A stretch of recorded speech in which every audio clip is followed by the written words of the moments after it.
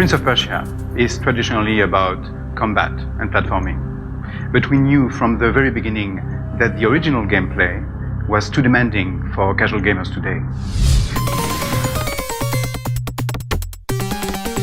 So the question was, how can we keep the original gameplay but adapt it to fit the standards of 2013?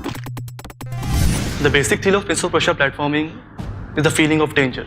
How each step could be your last step, but with the frustration of failing repeatedly. We wanted to make it challenging, but not frustrating. To keep it challenging for expert players, because you can make your own perfect path, we have acrobatic, fast and fluidic moves.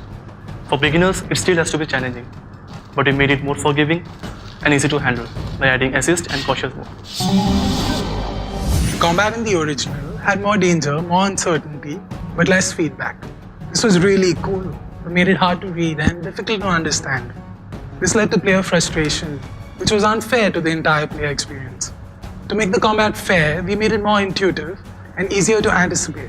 We did this by adding more signs and feedback. We also made it more tactical. You can sneak your way up close to an enemy and surprise him. Sometimes you'll face 2 enemies at a time and can choose how to attack your enemy. You can do this using our combo system. Use the Tiger Thrust to push an enemy off a ledge, or the Serpent Strike to heal yourself if you're low on health.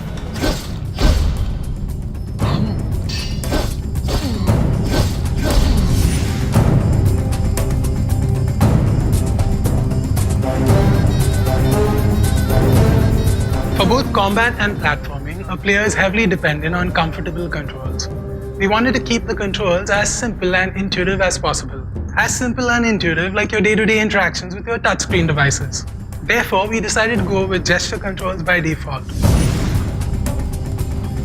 We designed the gesture controls so that they can be used by anyone, everyone, not only traditional gamers. For people more comfortable with traditional gaming controls, we also have a virtual joystick. For Prince of Persia, the Shadow and the Flame, anyone can just pick up and play. In the original game, the precision required to control the main character was frustrating at times, and the player was left with the feeling that the prince was clumsy and weak.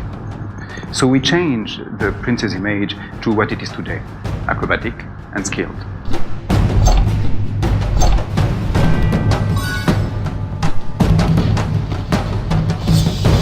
That's it for today.